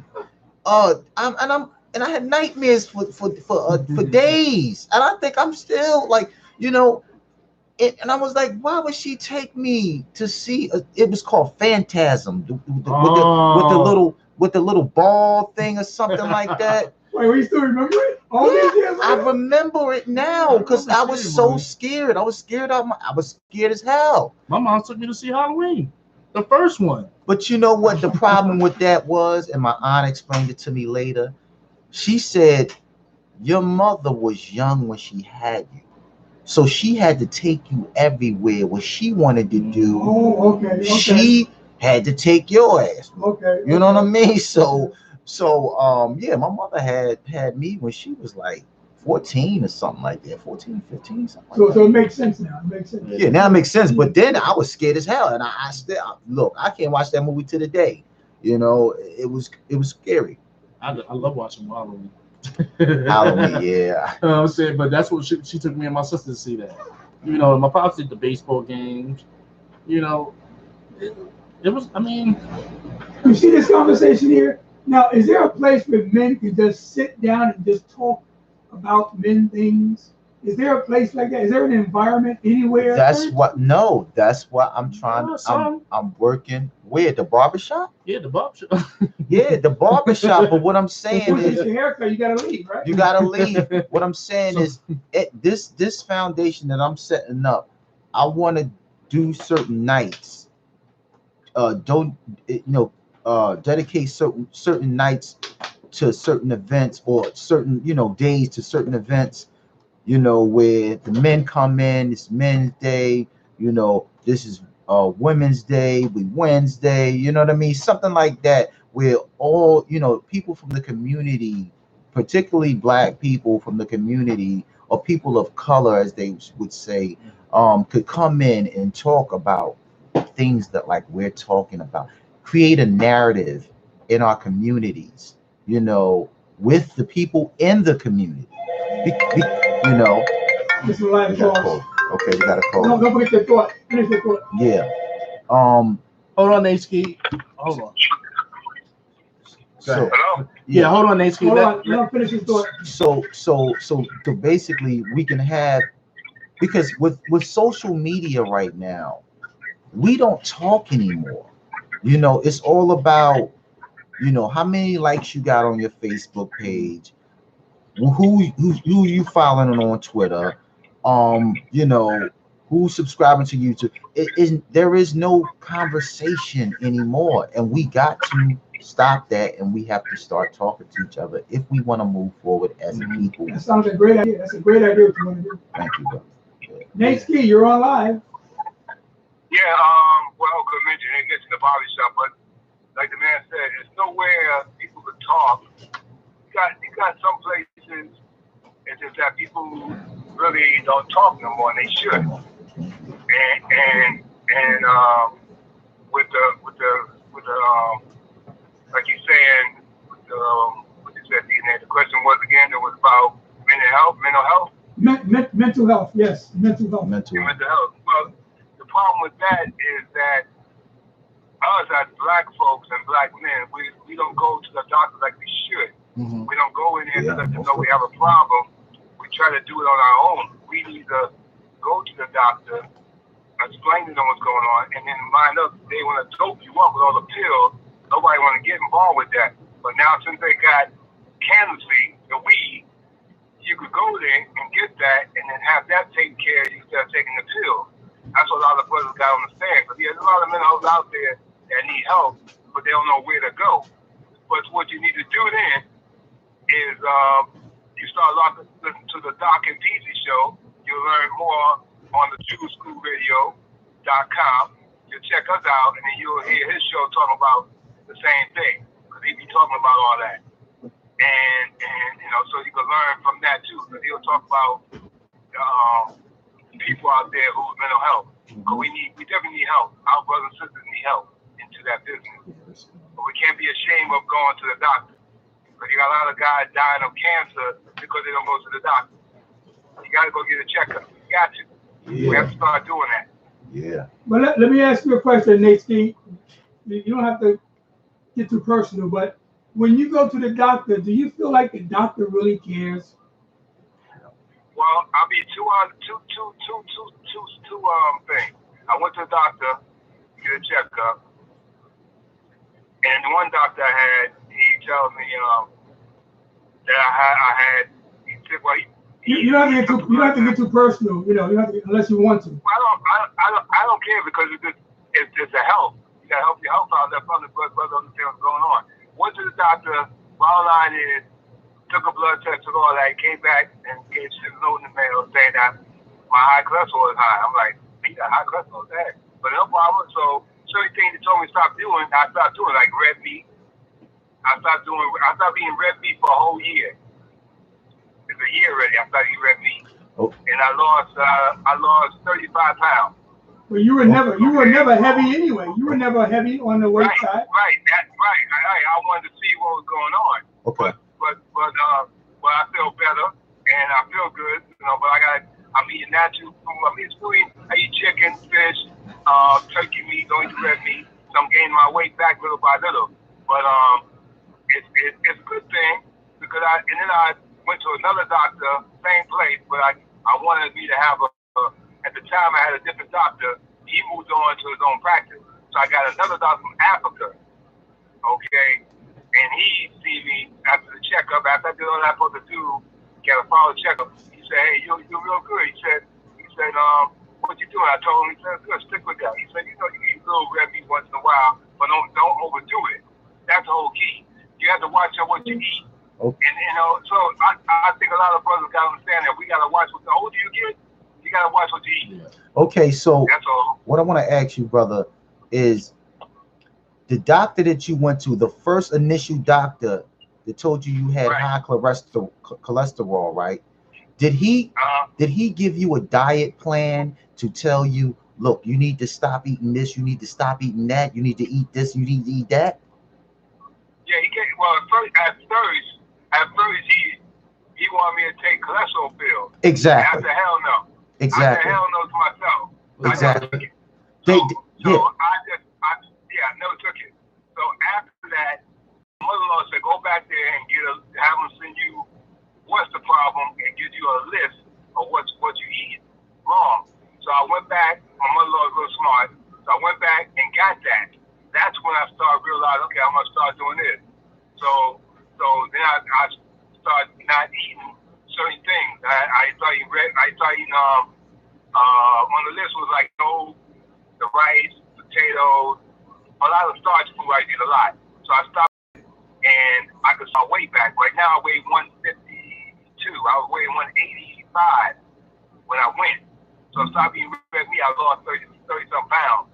But now I'm gonna gain it back. Plus I go to the gym a lot like I used to. I'm going back to the gym and work out to get mostly muscles and mostly healthy food. But yeah, at first you want me to take pills. That's why I said, don't take it. You just gotta go back. Yeah. You're the patient, like you said. You're the patient. You gotta go back and tell them what you want. Yeah. See, so that's going back to the brother DNA comment. Did he really care about you? See, he didn't really care about you enough to put you on a dietary plan at first. You had to somewhat demand, him to give you some type of dietary plan. So to me, he didn't really care. No, so they get kicked. I could see that. Hold on, Nate, hold on one second.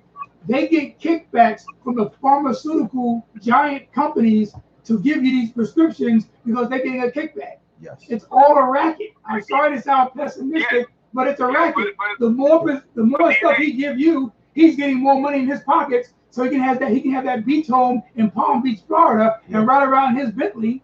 You know what I'm saying? Yeah. And charge Medicare and Medicaid all his money, or whatever the case is. I'm sorry. Go on. I'm sorry.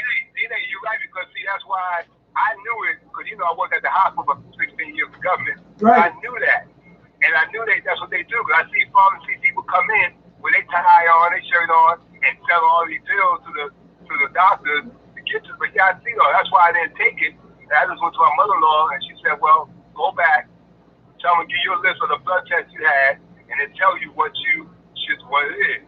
And that's what I did. And I got the list. My wife, she knows about doctors. She worked at a doctor also. She read it all off. and realized what I had to do. So she gave me, start buying brown rice and start serving my food differently, a lot of vegetables, and that's what I've been doing. But now this guy gained my weight back. That's the only thing I got to do, gain the weight back. But you can see the difference. You don't miss it. If you want to keep your health, you don't miss it. The red meat, all right, but I don't miss it. You know, so I feel better. All I got to do is gain my weight back. I'm going to just gain little by little and gain it back. And, you know, that's all. That's the whole key. But your DNA, you're right. They are all about the pill.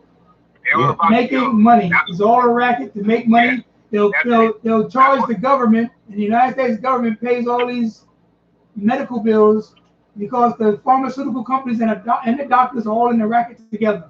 So real quick, Nate, could you mention what when you say some meats that are red meats? What do you mean? I mean, the main thing I eat a lot of hamburger. I eat a lot of a lot of everything with fast food hamburgers. Fast food, yes, fast food. I make hamburger at home. Make a lot of eggs, a lot of white rice, a lot of starch stuff. All that was on that list, and started to cut down on all that. And a lot of butter, you know, all that stuff, greasy food. I stopped on all that. So it's mainly you have to focus on what you could do, what you feel like doing, how you want to change yourself. So you got to be the one that control it. So when my mother-in-law told me what I had to do, and I did all that, so I know when she see me again, she'll realize I lost some weight. My friend said, man, you lost a lot of weight. I said, yeah, I lost 32 or 34 pounds. So I'm going to gain it back. I'm thin anyhow, but I'm going to gain it back in a different way, muscle-wise, and get it back the right way I should get it back. Now, you know, this crazy food. But it's good. You know, I feel better. I feel comfortable. You know, brown rice, all that. But yeah, it's a big racket. That's why they so hard on this cannabis weed. They don't want people to take the weed because they know people ain't taking pills no more. The weed is helping them out and clean their system, plus helping them not taking all that pills. That's why they fighting it so much. They want you to get hooked to the pill. Yeah, I actually agree with you because I watched a documentary on the evolution of marijuana, and it gave me great insight into all the healing values that marijuana has for all kinds of sicknesses, you know. So you know, that's crazy that they won't, you know, legalize that, but they'll sell you some liquor or sell you some cigarettes in a heartbeat. Right. That's what I'm saying. That's the whole thing, you know. So yeah, everybody. I think the best thing to do DNA, and the brother man talking who's in the play and all that. They need to have a show. His name is Mira. I'm talking about, like I said, yeah. What's his name? Mira. Mira. Okay, Mira. You need to get him a show too up there. That's what we need. We need profile shows. He has his own podcast. When you finish, he'll explain about his podcast. But go on, finish your thought. I need to talk to you. I was talking about that too, but I want to learn how to get a podcast myself. So what you do is, DNA, give him my telephone number. Okay. I'm in the car. I'm going to get out the car. Yeah. Give him my telephone number, and that man will talk. We'll talk about that. I like what he's doing. Before you hang up, Nate Steve. Now you mentioned the red meat, the hamburger, beef, right? So is that also the steak? The steak, is that red meat steak? Yeah. What about all that? I mean, I don't know. Help me out now. I raised myself. Remember that? I raised myself, so I don't know this stuff. I got all these brains but no common sense, they tell me. Anyway, so what else? You have the pork. What about the pork? Not pork. Is it pork? Is that what? Red meat? White meat? That's the other meat. They say that's the other white meat, but the other white meat. That's going you're gonna get it. Yeah, all red meat is bad for you. They put what they call that they put the red meat in. Yeah, I know what you're talking about. I can't think of it. That lives in your system for a while. They shoot it into the animals for something. Right. They shoot something in the animals. I forgot what it's called. Hormones. They put hormones. Oh yeah, hormones. Right. Yeah. So that's the problem today. That's why you see a lot of women and men that get big. A lot of young girls look like they 20 years old, but they're only 13. Yeah. So all that stuff they eat. Yeah. You know what I'm saying? So yeah, DNA, you just gotta watch up on all that stuff, man. What about the high blood pressure? I'm sorry. What about the high blood pressure? Was that okay too at the time, or that played into the health thing? Did they mention high? They will have low blood pressure and that. But if they stop eating that, they No.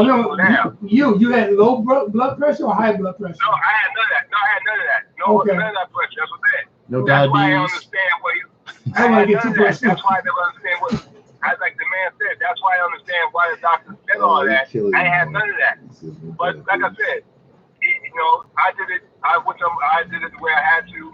I changed it up, went to my mother-in-law, and changed everything up. But I feel real good, but I know I have to gain some weight back.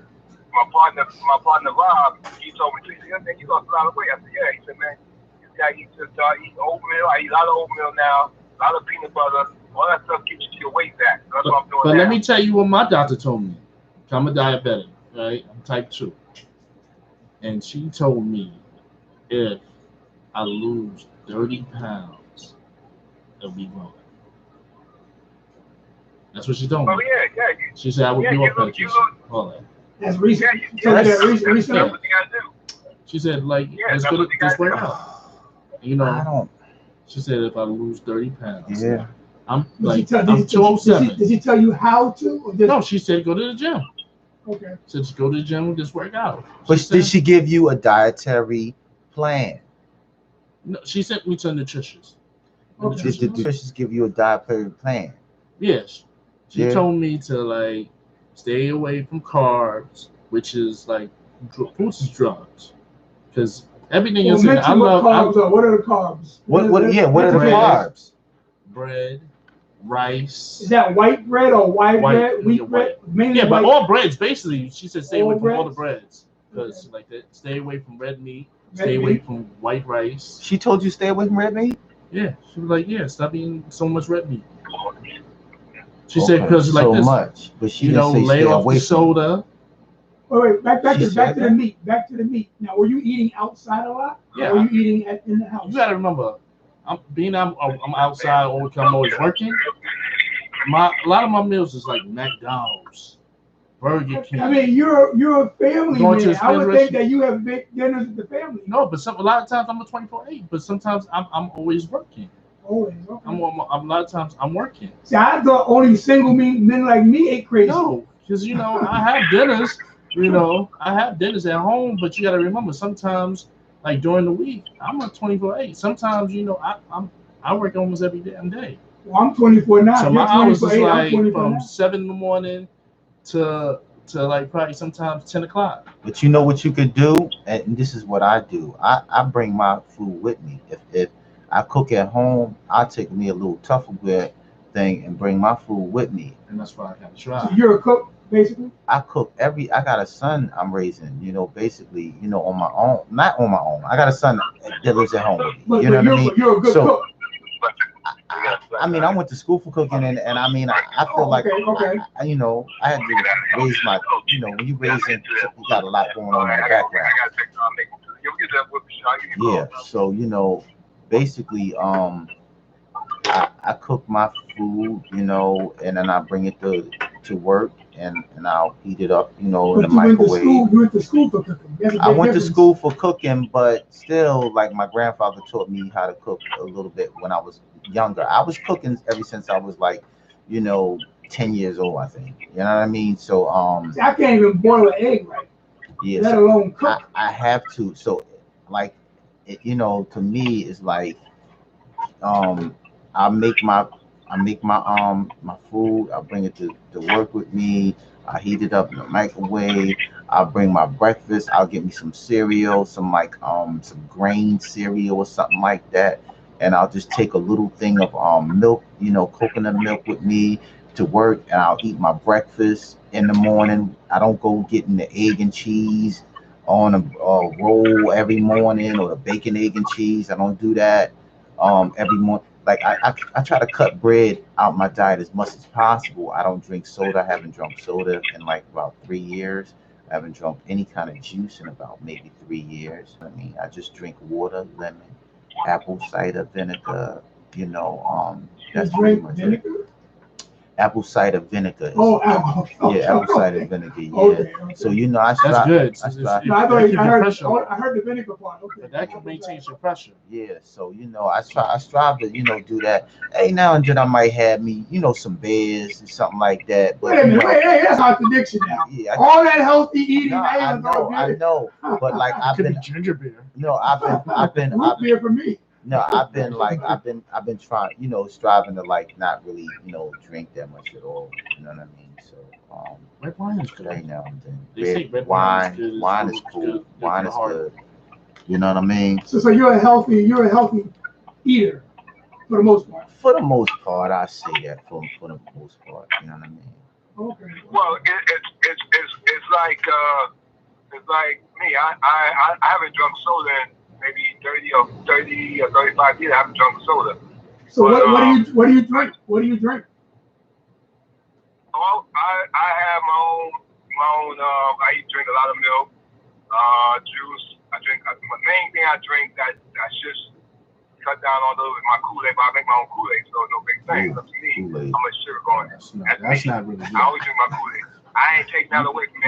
You got. No, that's the main thing. The sugar. That aspartame they have. What they have? The aspartame. Okay. But it's like it'll take like that stuff. It'll take stuff even like Coca-Cola. Like that's the debate that I have with Ray Clay because she always tells me stop drinking Coca-Cola. It's not for us. It takes paint off the car. Coke, Pepsi. But see, my own thing is I'm addicted to it. I'm sorry. What you want me to do? My parents introduced me to soda. You want to live or what? You want to live or what? You can stop it little by little. You got to control yourself and stop it little by little. Yeah. Like me, I was drinking beer a lot. Before I got married, I was drinking beer like me. My father drinking 24 pack of Heineken almost every day. And when I got married, I slowed it down myself. You gotta stop it. You the person you gotta realize you gotta stop it. And then I realized it more when this guy I knew that I lived out here in California, and he was like younger than me. He's like, I think he was at least 38, 39. Oh yeah, I got it. Like that. And he died of cancer, and I'm like, yo, that woke me up more. You know, when you have somebody who's younger than you dying of cancer, and he had 4 stages, and he couldn't stop it, I'm like, yo, I got to go get a checkup. That's when I started getting myself checked out because there's nowhere in the world. You know, certain things will wake you up and let you understand what you got to do. But a lot of brothers today, we need to take our health. We need to go to the doctor, get checked out, and like you said, get a diet from the doctor or whoever, and go from there. And keep your health going because we got too many brothers that are they locked up or we dead, and we need to get that straightened out. It's not be locked up or dead. Yeah. So we need to work. We need to help our own self out. Don't worry about the other people. They gonna hate us anyhow. So we need to work out with ourselves. So all your brothers out there listening to the show, realize what we're saying. But all us brothers on here talking, understand we all working together, and we need to do that. But I got to go with my stuff. Before you go, be sure you give the credit to your mother-in-law. Who's your mother-in-law? That's right, Queen Mother Lois. That's right. Check out Queen Mother Lois is very knowledgeable. What's up to Queen Mother Lois? Shout out to Queen Mother Lois. Shout out to the Queen. Right. All right. And I forgot to mention my other show. It will be the Warbuck and the Two Twin Cooking Squad. They gonna be coming on Saturday too. Forgot about them, but they be coming on too. The Warbuck and the Cooking Squad. The Two Twins every Saturday at 12 Eastern. They be coming on Saturday. So check out the Twins. They talk about bullying. They talk about kid stuff. When kids to get involved, learn how to cook, learn about their health. So that's what be coming on too. The Cooking Squad. You'll need peace, love, and happiness. All right, because you'll need to bring back the sisterhood on your station, so it can be a whole family affair. Hey, I think it's coming. I think it's coming because they don't want to tell anything about us. So I think it's coming. But just keep informed. But realize people out in the world, DNAradio was the first one, and we are following his footsteps and keep it rolling and keep it moving. So keep checking out the DNAradio.net. Peace, love, and happiness. I'm out. The True School, TRUSKOSKSCKOOL.com. True School Radio. All right. True School right. Radio. All right, Nate. That's Thank you, Nate, man. Nate's Peace. 225 True School Radio. Right, give your boy my number and me and him can talk, and I like to get with him too. Will That's do. what's All up. right. All right, brother. All right, man. All right, thanks for calling. All right. What's up, Dad? Well, there, that's my microphone. Yeah, because I'm about to go out for dinner. Okay, For my we're PTO. way over Way over overtime. schedule, yeah, Over but- schedule. And you're all that. going to send us a bill for all this overtime, right? Yeah, shout out to Red, Spice, Charms, DNA. Thanks, for allowing this one night stand to come in the building to build with my brother Mira. Please. And Mira, where you gonna be at next week? 26 West 8th Avenue at the Asylum Improv Theater. Yes, 307 West 26th Street. All right. 307 West 26th. The best thing in life. Yes, Shout out to David yes, Lamb. Come on out. All right, just one night stand, and we'll be back November 9th for Love and Lust, Venus versus Mars, DNAradio.net. Thank you. Peace. Let me play the commercial and I'll play your song and we'll call it a night. All right. All right. Peace. Peace.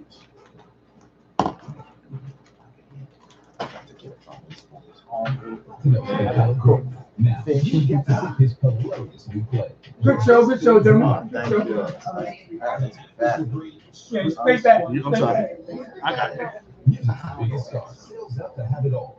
Now his hit song is good to reach for top of the charts until the ancestors turn the world Okay, let me end the stream. He loses his name, his fame, and most of all, his girl. Now he's